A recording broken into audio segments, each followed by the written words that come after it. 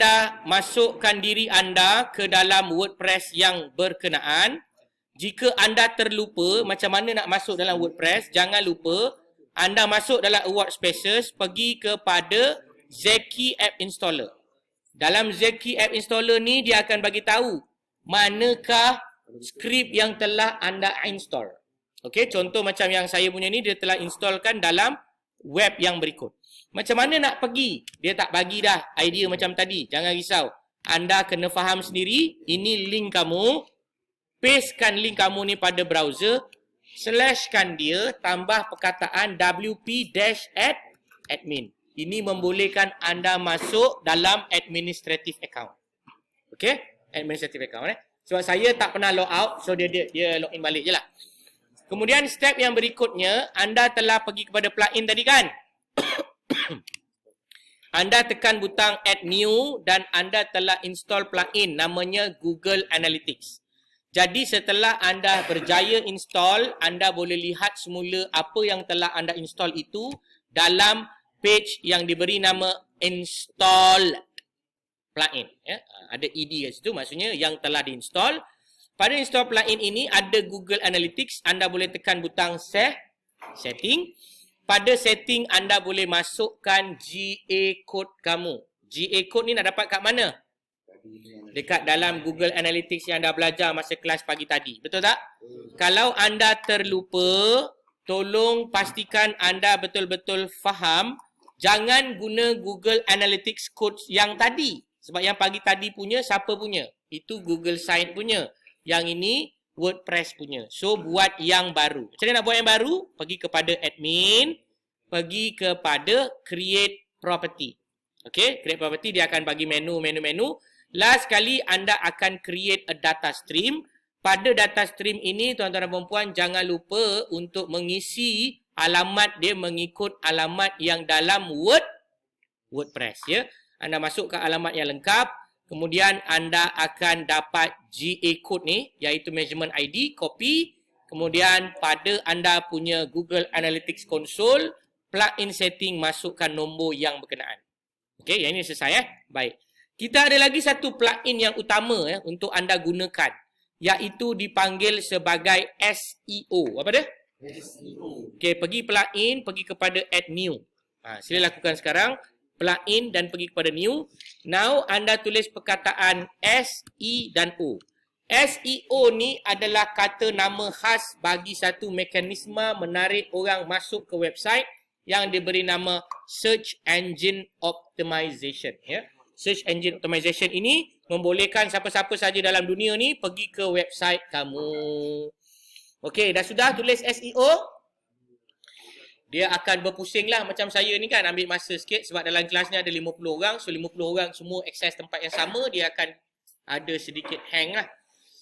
Okey, dah sudah keluar list nanti SEO, ada gambar yang ini. Kalau tuan-tuan dan perempuan tengok gambar Y, lepas tu dia ada gambar macam traffic light merah, kuning dan hijau ni, maka anda boleh tekan butang install now dan juga activate. Selepas itu selesailah. Nanti saya akan ceritakan esok apa yang perlu anda lakukan untuk kita membuat menu dan untuk kita membuat publish on our website. Ya. Okey, tunggu sekejap. Installing. Lepas tu anda tekan butang install already. Kita tekan butang activate. Maka selesailah kita install yang berkenaan. Baik. Sebelum saya tamat, ada satu perkara saya ingin ingatkan kepada tuan-tuan dan puan-puan. Kadang-kadang bila anda buat, tiba-tiba dia akan break up. Apa maksud break up? Dia terus corrupt ataupun dia terus rosak WordPress ini. Jawapan dia apa dia? Jangan sedih. Apa dia? La tahzan. Buatlah balik. Okey? Dia sebab dia satu je lah. Sebab benda ni percuma. That's why saya ajar anda yang basic-basic je lah. Yang guna Google Analytics dengan SEO. Kalau anda nak gunakan plugin-plugin yang lain, sebab nanti kadang-kadang anda nak buat otomasi. Contohnya, sila masukkan email sebelum anda membaca artikel ini yang macam pop-up keluar tu kan. Jawapan dia boleh tak nak buat? Boleh. Tapi yang free-free ni, dia ada risiko untuk break up. Saya dah pernah cubalah beberapa plugin, dia akan hancur. Hancur tu bermaksud buat balik daripada award spaces tadi ya. Delete dulu anda punya domain dan delete juga anda punya PHP MySQL database. Nanti kejap lagi saya tunjuk macam mana yang nak dibuat tu kalau berlaku breakup ini. Ya, mana nak tahu anda semangat kan naik share pula, buat page cantik-cantik, letak video, letak gambar, tiba-tiba dia breakup, memang buat balik lah ya. Memang buat balik. Kalau anda boleh repair, repair lah. Tapi kalau tak boleh repair, memang buat balik ya. Baik, itu adalah antara beberapa disclaimer lah yang saya perlu bagi tahu kepada saudara-saudari sekalian supaya anda bersedia mental dan fizikal. Tapi bila anda punya yang sebenar, dengar ni. Anda punya website sebenar, anda dikehendaki untuk memastikan anda ada subdomain dan hosting sendiri. Subdomain dan hosting sendiri, cuma saya sebenarnya ada dilema. Apa maksud dilema? Ni. Kalau dah berjaya install, berjaya. Saya punya ni dia macam tak berapa berjaya sangat sebab dia terlampau penuh dengan maklumat. Jadi kita tunggu sekejap ya. Saya nak tunjukkan dekat bawah anda punya post ni nanti dia akan ada traffic light. So traffic light itu akan bertukar color daripada merah kepada hijau ya. Tujuan dia adalah untuk memberi indikator apakah yang sepatutnya anda ubah dan suai bagi membolehkan anda punya artikel ini berada pada ranking paling atas dalam search modul Google dan lain-lain search engine ya. Jadi kita tengoklah contoh dia sekejap. Kenya monyok. So inilah akibat daripada anda menginstall Yoast tadi tu. So dia akan membantu anda untuk tidak memonyokkan muka dia ni.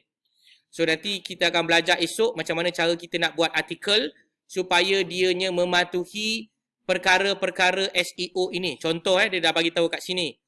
Key phrases, tag slang, SEO title, bla bla bla. Dia akan ada analisa-analisa yang basic untuk membolehkan anda meletakkan artikel kamu pada ranking yang tertinggi. Okey.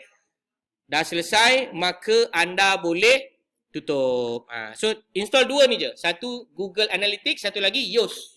Yoast SEO ya. Okey, last kali sebelum kita tamat dan pulang. Oh, tadi kata last, ni last juga. Tak, ini last. Memang betul-betul last sebab nak bagi cantik je. Siapa nak buat lah. Pergi kepada appearance dan themes. Themes maksudnya apa? Tema. Tema ni maknanya anda boleh tukar lah. Yang sekarang ni anda punya tema yang ini. 23 ni. Anda boleh tukar kepada 22. Dan anda boleh activate automatically, dia akan jadi mengikut yang anda mahukan.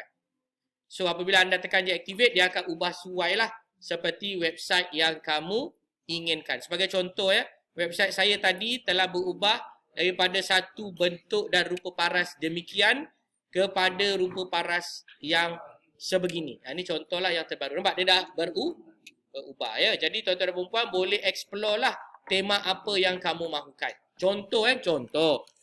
Color Leap. Color Leap ni akan mempunyai beberapa tema yang bagus lah. Sorry, nak cari tema tu kena tekan add new. Add new dan kamu carilah apa tema yang kamu mahukan. Selepas itu kamu boleh install. Berdasarkan pengalaman, ada student yang buat lawa-lawa. Dia boleh cari je. Ini contoh 27. Ini contoh dan sebagainya lah. Ada beberapa tema yang kamu boleh install. Good luck when installing all these things because sometimes it will break. Bila dia break, korang akan rasalah betapa nikmatnya hidup di muka bumi Allah ini. Okey. Jadi tuan-tuan dan puan, itu sahaja yang saya nak share pada hari ini. Saya